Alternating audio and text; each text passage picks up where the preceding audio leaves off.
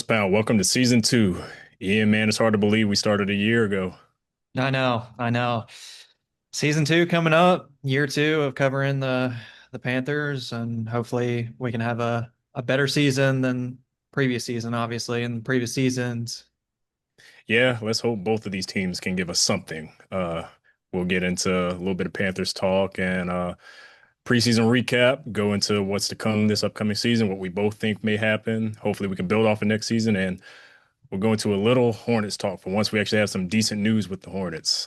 Actually got a summer league win. We'll take it, but we'll get there later. Buzzpound, welcome to season two, episode one.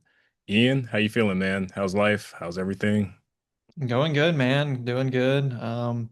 Been busy, still going strong with baseball season, so wrapping it up. But life's been good, man. How about you?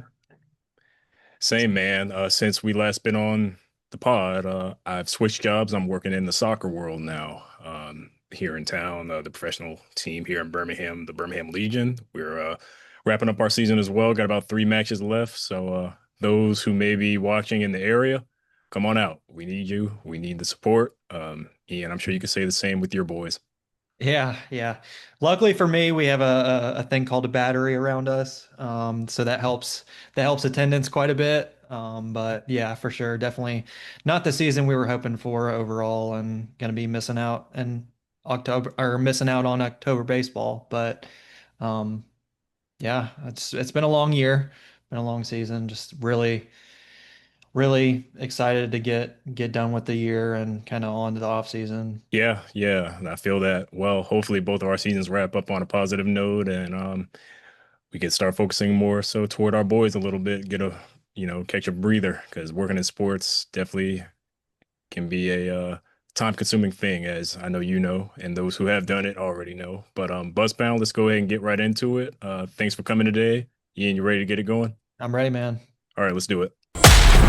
Touchdown, Carolina! You're listening to the Buzz Pound. Smith scores, and the Carolina Panthers win in overtime. A Queen City sports podcast covering your Charlotte Hornets and Carolina Panthers. Halliburton, nowhere to go! LaMelo's done it! LaMelo's done it! Hornets win! Here comes LaMelo.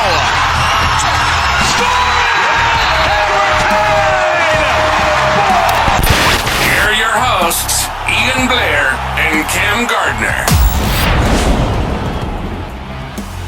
Buzzpound, welcome to season two, episode one. We're gonna go ahead and get right into it. Ian, how about these Panthers, man?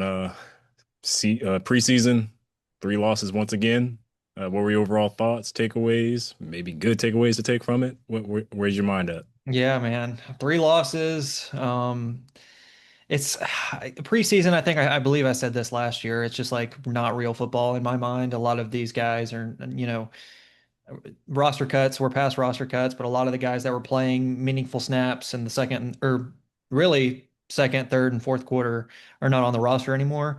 So I don't really ever enjoy watching preseason football. I mean, the Commanders got, I believe they had three losses. They had at least two, and a bunch of other teams, that you expect to compete.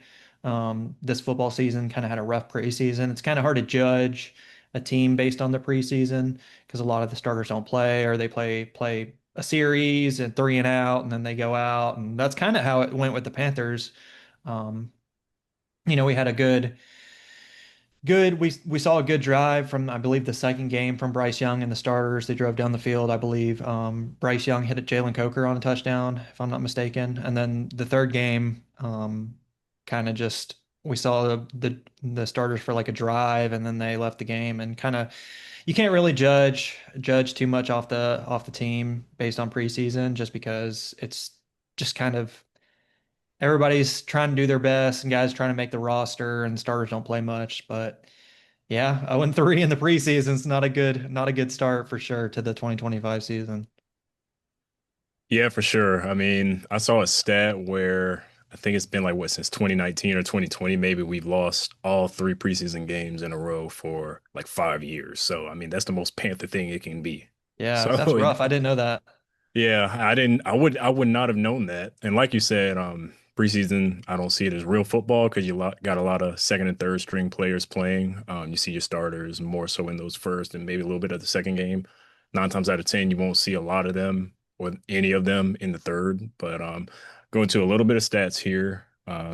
Week 1 versus Cleveland Browns, a loss, 10-30. Shedeur had a game. That's a whole nother topic for another day for a lot of people. Week 2 at Houston, the Texans loss 3-20. Week 3 versus Pittsburgh Steelers, another loss, 10-19. And Bryce Young, he's a big part of the conversation because this is kind of a make or break year for him. He's going into his 3rd year already, which is kind of hard to believe. But just some of his stats. Week 1, 4 out of 6 completed passing, 58 yards, 1 touchdown, and a nice 20-yard pass to rookie Ted McMillan, which honestly was my biggest takeaway of that game. I like their connection to what we saw in that, and I'm hoping to see more of that this upcoming season.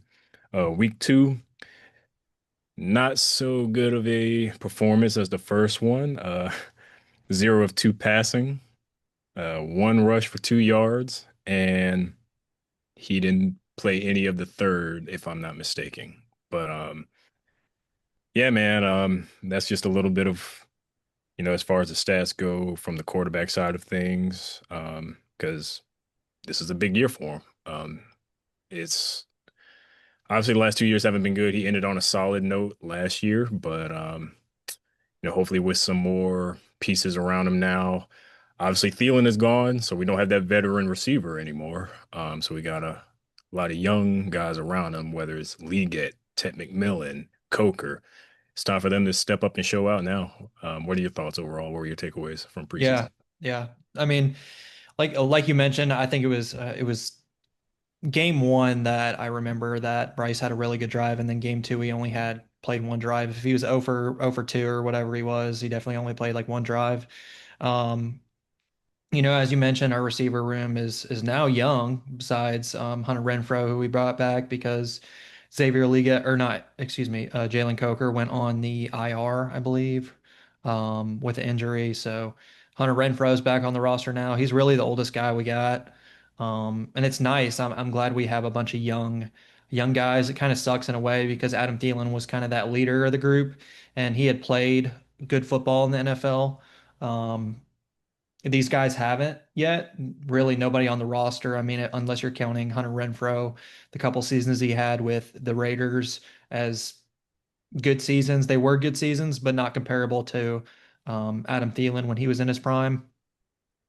So it's really up to these young guys to really figure it out. I mean, nobody in the wide receiver room outside of Hunter Renfrow has really played um, a lot of seasons or had really success in the NFL. I wouldn't really count Ligette's rookie season as a success.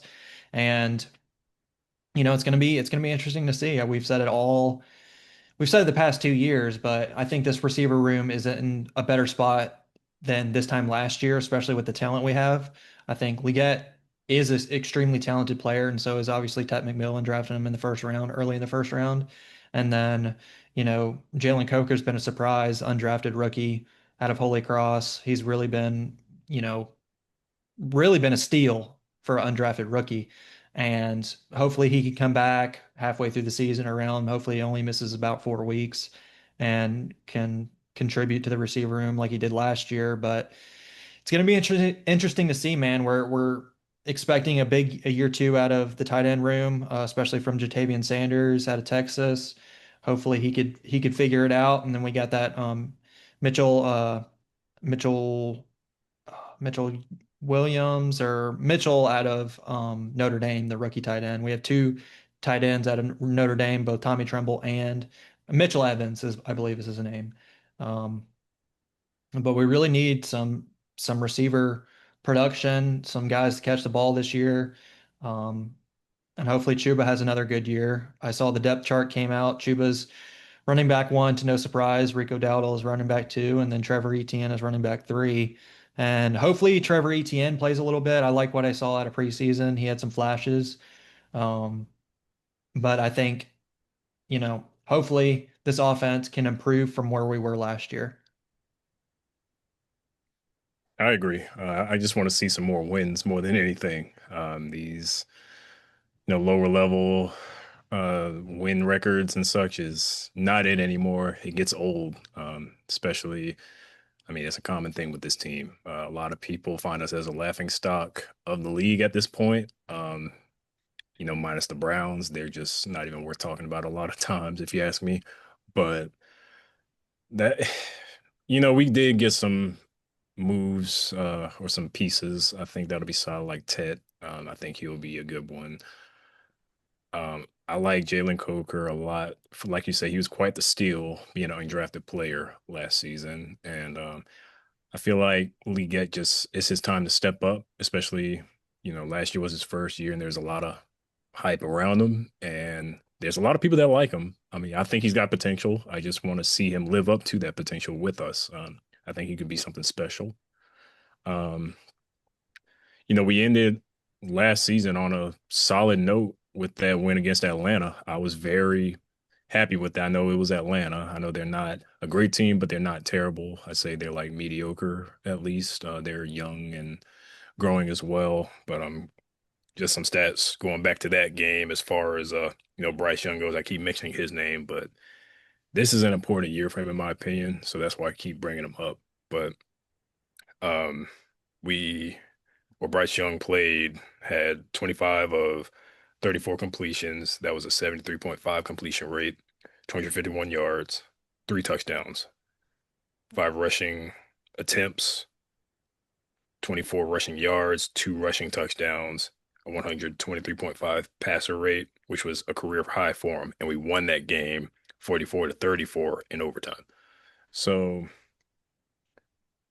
hopefully going into this season, he is coming with a better mindset because he got to sit a little bit. He got to learn and observe, seeing Andy Dalton play a little bit. That was something he really did not get his first season. So I think and hope going into this season, he's got a completely different mindset. His confidence is at a different level, especially with the way he ended. So I just want to see that version of Bryce Young because there was a lot of people saying that was like flashes of Alabama Bryce Young. And I want to see that. And I feel like if we have that, we can win some more games. And also our defense has to step up. I mean, clearly we didn't make any changes at the administration level there, which I was very surprised of. We made history last year with our defense. I think it was like the most amount of points in NFL history or something like that, or yardage, or it could have been both. But it's beyond time for us to turn things around. And, the quarterback is the face of the team. It's time for Bryce to really show what he's got. If not, there may be conversations held by the time we get to the middle or the end of the season regarding the quarterback position. Yeah, yeah, absolutely. I agree. I mean, if Bryce doesn't, I mean, it really is a make or break year for him. Year two going into this game with Canales and the offensive staff, really no turnover there. I mean, and if we're looking at a regression from Bryce Young and this team, we're looking at a new, probably everything in January. I would assume with how this team's gone and how this team's, you know, had new coaches every year and kind of just rinse and repeated. The just kind of getting new coaches every other year. I could definitely see this team just restarting if we regress from where we were last year. So really, I mean, I think we'll talk about it a little bit later in the podcast, but I think this team it'd be really good to get 8 wins out of this team in 2025. I think that would be a win in my mind, especially because it gets you're improving from last year. Hopefully Bryce can show some improvement. I think this really is. I mean, I can't state it enough that this is a make or break year from Bryce Young, just because he struggled a little bit these past 2 years. The game that you mentioned against the Falcons really was his best game in my opinion of his career. I don't think he had any interceptions that game or any turnovers, which is huge. I mean, you know, when you turn the ball over in the NFL, it's a recipe for a loss, and it's nice to see. Hopefully this year he lowers the turnover rate because I'm not too. I mean, I think our defense improved from last year. I don't know how much better it is. the additions of Merrig and Christian Roseboom and some guys, our linebacker core, hopefully, um, the middle linebacker out of Kentucky. I'm blanking on his name right now. Hopefully he has a good year, I believe, going into year 3, year 2. Um, and we got some young pieces. Hopefully JC Horn can continue to play well. We're getting Derek Brown back, which is going to be huge. Really improved on the defensive line with, Tershawn Wharton out of coming over from Kansas City and some other guys. So hopefully, I'm optimistic about this team as I always am every year. I go in really optimistic and then it kind of just within week 1 or week 2, it just looks like, especially last year with Bryce Young coming out those first 2 weeks and looking absolutely atrocious. It was hard to watch those 2 weeks. It really was a disaster. But hopefully this year he can show some flashes, and I really still believe this division's wide open. The Bucks are kind of the Buccaneers are kind of the front runner right now. Um, but hopefully, we can be right there in that 2 spot. I know the Falcons are kind of in the same situation we are. They have a lot of talent. Drake London's really good. Bijan Robinson's really good. They have a lot of talent on that offense. It's just a matter of, Michael Penix and how he looks. But, I would love to have a guy like Bijan Robinson or Drake London on this team. That would be amazing. That would definitely elevate our team. But, you know, I think the Falcons feel the same way we do right now, and they're wanting to be right there and compete because this division's wide open. But hopefully, it's our team instead of their team. Yeah, let's hope so. Yeah, I mean, we were, I think it was 5-12 last season. I want to at least be to 8 wins. Like you mentioned earlier, if we could get to that, and we said the same thing going into last season when we first started this pod, and can't lie, I'm sure we got laughed at a bit for our excitement after Bryce Young had like a decent preseason game. I think it was against the Bills last year. Then we went into that first game, and the first pass was an interception. So it's just like, man, can't catch a break. But like I said earlier, hopefully he's going into this season with a completely different mindset compared to the last 2 seasons because he got some time to sit. He had some of his best games last season. The last game of last season against the Falcons, like you said, was his best game of his career so far. So if we can see some more of that, and just to highlight some other games, he competed well against Philly. He competed well against Kansas City. Those were potentially winnable games. And some of those, errors were not completely on him. I think it was against the Eagles. Lee Gett dropped the potential touchdown that could have kept us in, a hopeful status of winning that game. So if we could compete against winning teams like that, I know it was just one game, but it shows we can compete if we're in the right mindset. And I think with Canales, thankfully they didn't change any coaching administration like they have been. This the first time in a while. We've got the same staff, or at least head coach, which is good. So Dan Morgan and Canales, hopefully they could keep cooking and doing their thing. Hopefully they keep building because it seems like Canales is a pretty solid leader for the squad right now. Yeah. I mean, I agree 100%. I'm glad we kept the coaching staff just to see, if it gets any better because the past previous years, going through Matt Rule and then Steve Wilkes. Yeah, Steve Wilkes, and then hiring Frank Reich right after that, and just the whole debacle of that. I mean, it's just nice to give them an extra year because things typically improve. If you can't really make any progress in any job, within a year. I mean, if you get hired and then you don't perform in year 1 and get fired, that you usually you improve a little bit and kind of develop. You need to develop trust with your quarterback and offensive coordinator and coaches. And it's important to have that mesh and have that relationship. And really, this team just needs to learn how to win in 2025 and put it together for all 4 quarters. You mentioned, the Eagles game and the Chiefs game. And, some of these games were close and we just didn't put it together at the end and play 4 quarters all together and, and really learn how to win. And that's what it takes in the NFL. It's four continuous quarters of good football. And we just need to learn, understand what it feels like and then build off of it. And then we just need a leader in the locker room, and hopefully Bryce Young in year 3 will be that leader. And I mean, it really is. I can't say it enough. It is a make or break year for Bryce Young, because if he is not good this year, if he regresses, it very well is the end of the Bryce Young era in Carolina. And I would hate to see that happen, but at the end of the day, you got to perform.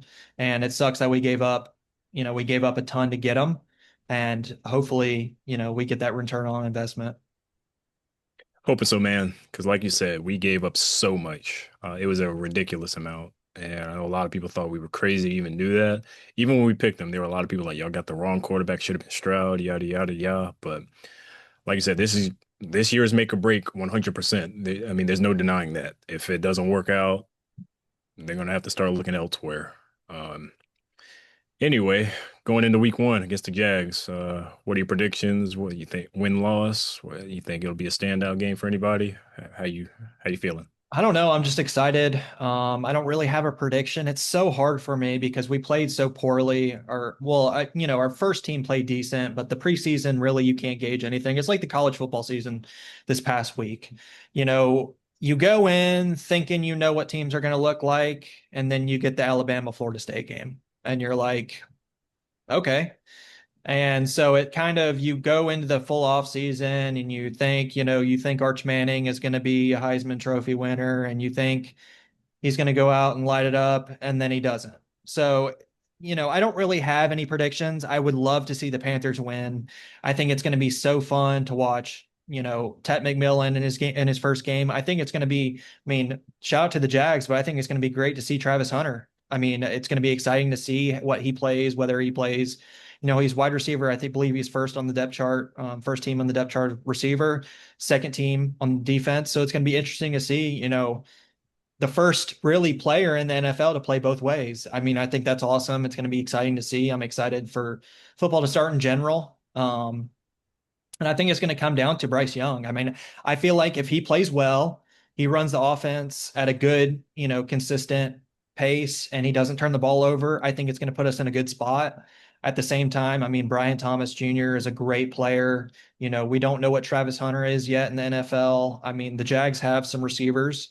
I think both of those guys are really good players. And, Trevor Lawrence has been a kind of like an up and down player his entire NFL career. So I would love to see the Panthers win. It depends on a lot of factors. I thought we were going to be decent going into last year, and we saw that game one from Bryce Young, and it looked like he wasn't even playing JV football. So, I think the first drive will be really telling, the first drive on offense, because even last year, that first drive on offense, you were like, oh, this is not going in a good direction. So after that first drive, if Bryce plays well, really, commands the offense, we get the ball moving the right direction, I'll be more confident.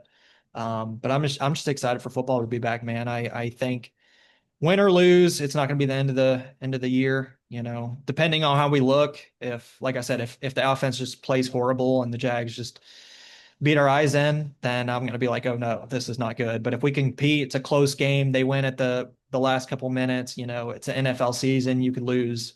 We've seen it in the NFL. You could lose 7 or 8 games and still somehow make the playoffs. So, I'd love to have the win. If I had to put a prediction on it, just because I'm a little bit biased, I'll go 21-17 Panthers if I have to put a number on it. But I could see the Jags winning this game too. It's week one. I really don't know what either of these teams are just quite yet. Kind of like I mentioned in college football season. I mean, there's so many crazy, I mean, I don't want to talk about it, but the UNC debacle that's going on over there, you just never know. My point being is you never know what you go into the season with high hopes, high expectations, and then week one will humble you so quick. So I'm hopeful, I'm optimistic, but I'm also a little bit nervous. Yeah, for sure. And regarding that UNC comment, that actually went exactly the way I expected personally. Wow. Okay. As a proud UNC fan, I know it's a whole conversation for another day, but again, I mean, Bill Belichick, great professional level coach. Not all college coaches can coach in NFL, vice versa. Not all professional coaches can coach college level. That's just my take on it. And to me, that's just one of those examples. But I do think there's still potential. It's just one game, Mhm. but you also got like a predominantly brand new team and staff. Yep. Everything is new, so nothing is developed. So it's going to take a while. I think there will be promise, but again, that's a whole topic for another day. But no, I'm with you. With the Jags, like Trevor Lawrence, arguably it could be a make or break year for him potentially. I mean, he's Yep. been up and down. They're kind of in the same boat as us, if we're being honest about it. They haven't been spectacular in a long time. Um, Not that, we were ever spectacular. We've had some better seasons than we have in the, recent years, and so have they. But I'm excited to see Travis Hunter for sure. You know, and I think Lawrence dealt with some injuries last year as well, Mhm. toward the end of the season. So hopefully he comes back strong because when he's solid, I like watching him. But no, I'm definitely excited to see Travis. I'm like you, excited to see football back in general. Like tonight, Cowboys versus the Eagles. Yep. I'm front row seat in my room watching the Yep. game tonight. I'm just Like happy that NFL is back. it's like Christmas, man. It's like Christmas. I'm just excited for, college was nice to be back. There was really some really good games week one as the time we're recording this. It's Thursday. So we get the first game of the NFL regular season tonight. I'm just so excited, man. I'm so excited. It's fantasy football season. It's all the seasons. I'm excited to see the rookies, whether it's Ashton Genty, Travion Henderson, all the guys that are coming into the league that we don't know if they're going to be good NFL players. It's just, we're going to see a lot of new players on different teams. I'm just excited. I think the Aaron Rodgers experiment and Pittsburgh is going to be a disaster, but who knows? You never know. That's why they play the NFL season, and I'm really looking forward to finally getting to watch football instead of just talking about it at work and all that stuff. We finally get to talk about the games and, put our money where our mouth is because I did say at work that the Panthers are going to win more games than the Falcons. Everybody thinks I'm crazy. I might kind of think I'm crazy at this point, but it's football season, and so that's what it's all about.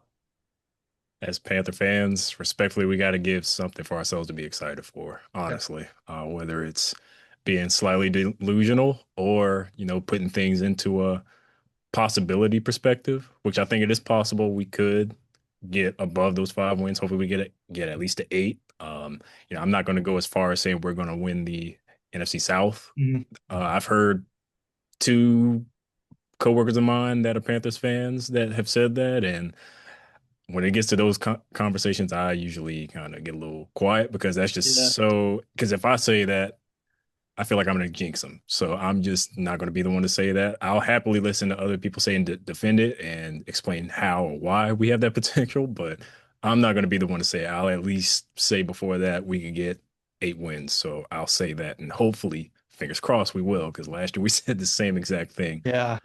Yeah, I literally. think I think 8 wins is a good goal for this team. We just can't go back from 5 wins. As long as it's an improvement, heck, I'll take 6 or 7 wins. We just can't go backwards. And that's so important for this team. Yes, I don't really know what the outlook of this team would be if we only won 6 games. There'd be Coach Canales would probably be on the hot seat. I don't want to live in the world where we only win 6 games again. We've been doing that the past 7, 8 years, it feels like at this point. But I think 8 wins is a perfect goal for this team. And, I don't know if we're going to make the playoffs. I'm not saying we're going to win the division. I don't think we're going to win the division. I would love to win the division. But I think the Bucks have a really good team, and Baker, if he continues to play well, and I think the Falcons could very well be better than us in 2025. That wouldn't surprise me at all. Now the Saints, I don't know what they got going on over there. They don't have a very good roster in my opinion, especially at quarterback. I'm not a Spencer Rattler believer. They drafted Tyler Shuck in the second round, early in the second round, and he's not starting. I don't know really what they've got going on over there. Um, but hopefully we can put it together this year and have a successful season. That's all we can hope for, man. On to game one, on to week one, against the Jags. That's all I can say. Hopefully we can get the dub. If not, hopefully it could at least be a competitive game and seeing better performance of Bryce going into this season. Going from 5 wins last season to just 2 the year before, we've got to improve more so than what we did previously. But while we're on the topic of players and such, we did the same thing first episode last year. Who is the player you think will be the standout player for this year, or who do you think has the most to improve? I know typically we would say like Bryce, but who are you expecting outside of Bryce this year? Yeah. I mean, I could go a really easy route. There's two players I really have in mind that could be an X factor. Well, the first one I mentioned will could be an X factor is Jatavian Sanders. I mean, we saw when Cam Newton had that go-to tight end and Greg Olson, the tight end is usually the safety blanket, and I think Jatavian Sanders had really good film at Texas. Did some decent things last year, he didn't really stand out. And he wasn't a stat sheet stuffer, but I think if he could put it together and be that reliable player for Bryce Young, when Bryce Young's under pressure, he could check down to Jatavian Sanders. If he is able to put it together, I think he could really help this offense. He's got the talent. He's young. He's only 22 or 23 years old. You know, we drafted him relatively early last year, I believe in the second or third round, maybe fourth.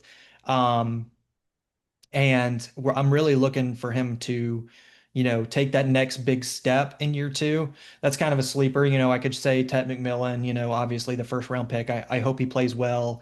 And then on defense, this is kind of a really big sleeper, and kind of a little bit Ohio State bias, Lathan Ransom. I think Lathan Ransom, especially in the last preseason game with the interception. I watched him, the entire time he played at Ohio State, played really well. Um, for a couple play minus a couple plays against Georgia in the playoff a couple years ago, when Ohio State barely lost to a field goal. Um, had a chance to win the game with a field goal, and he played well. He played well pretty much the entire career at Ohio State, and I think he really was a steal of the draft. Maybe it's a little bit biased in me, but he played well in preseason too. I mean, he had that good interception in the third game. Really, really good tackler. And that's kind of my sleeper pick. I don't know how much he's going to play this year. He's only a rookie. He's still got plenty of time. He's not starting. I saw the depth chart. Nick Scott, I believe, and Trayvon Merrick are our starting safeties, which I don't hate. But I think Lathan Ransom is going to play this year, and hopefully he puts it together and flashes like he did in college. I like all those. Last year, I chose J.C. Horn because he just been coming off of multiple injury years, and last year was probably his first real season not having any, season-ending injuries. He got his extension, got his money, looks good. He lived up to my expectation. I want to see more of that this year. I want to see him, officially take on. I know Derek Brown is our main leader on defense, but I want to see J.C. Horn be that second, leading voice for the defense. It's that time for him, especially now Shaq Thompson is gone. We need that second leadership position, and I think he's it. So if I had to take a standout player for this year, I'm going to go the offensive route. I'm going to say Xavier Leggett. I know it's just year two for him, but now that Thielen is gone, it's time for him to. We drafted him with that purpose last year of hopefully being that future wide receiver one, but I feel like, Ted McMillan could give him a run for that money. He looked pretty good in preseason. I know it's just preseason, but him and Bryce Young with that 29-yard pass in week one, I liked what I saw there. So hopefully we could at least have two receivers we can depend on and hopefully get us some more yardage and get us some more touchdowns. Coker as well. I think he should hopefully make a name for himself a little more this year. Just our receiver room is so young. I want to see Leggett take that step as far as being our weapon for our quarterback. Yeah. Yeah. Another name to mention, the name that I lost earlier, Trevin Wallace is the linebacker I was thinking of, the young kid out of Kentucky going into his year three season, I believe, is really talented coming out of Kentucky. We drafted him relatively high. Hopefully he can really put it together and be that leader in the linebacker room. Talented guy, relatively young, like I mentioned, and if he could really put it together and be that leader, I think it really helped our defense. I still think about the times where we had two leaders at that position, and Luke Kuechly and Thomas Davis. Those were the days, for sure, because those guys were really, really good locker room guys, really loud voices. Kind of reminds me, JC Horn is the closest guy that reminds me to that, just in the voice in the locker room, and really just the alpha personality in the locker room. But yeah, it's going to be interesting to see, man. Hopefully we have a good 2025 season, can get to that 8-win mark. But the Hornets brought home a championship for the first time ever. Yeah. Summer League. I'll take it personally, compared to what our team has been and what our team is pretty much. I'll take it. You couldn't take that joy away from me. I don't know about you, but I was actually stoked about that because our young guys look solid. And even in Summer League, I'd never seen them, ball out like that. It was fun, so fun to watch. I don't know if you watched it like I did, but man, that was such a good feeling for the first time ever about this organization. Yeah. I mean, winning a championship in any form, fashion, I'll take. I didn't watch, I'm not gonna lie and say I watched all the Summer League games. Definitely watched a couple just to see how the rookies were looking, kind of the younger guys that we're going to rely on a lot this year. But, anytime you can take home a championship, I'll take it. First championship the Hornets have ever had. So, I'll take it. But definitely hoping that we can put it together and kind of all the pieces can come together. The same thing we talk about with the Panthers. Just so many young guys. Hopefully we just put it together. I mean, we just beat the nail on the head every episode, I feel like. But that at the end of the day, that's what, it's just right there. We got the talent. It's just putting it together and winning games. Yeah, that's it. That's it. I mean, same thing, different sport, same city, same energy. But we also, since the last episode, we also got Trey Man. He had an extension, so he's still around. And then we brought back what's the big center's name? Goodness gracious. He played for the Phoenix Suns. Anyway, we got the center we had a few years ago. Nah. Plumlee. Yeah, Mason Plumlee. He's back with the squad, so familiar face. So we'll see what this team can do. But Ian, I'm gonna let you wind this up for the day, and we'll get ready to prepare for week 1. Yeah, Buzzpound, we appreciate you all joining us again for season 2, episode 1. As always, you can follow us on both X and Instagram at BuzzpoundPod, and you can listen to our podcast on both Spotify and YouTube. As always, we appreciate y'all. And until next time, we are the Buzzpound. Keep pounding and keep the high mentality, and welcome back to season 2. Thanks for tuning in to this episode of the Buzzpound. Be sure to subscribe, leave a review, and let us know what you thought of this episode. Until next time, this is the Buzzpound.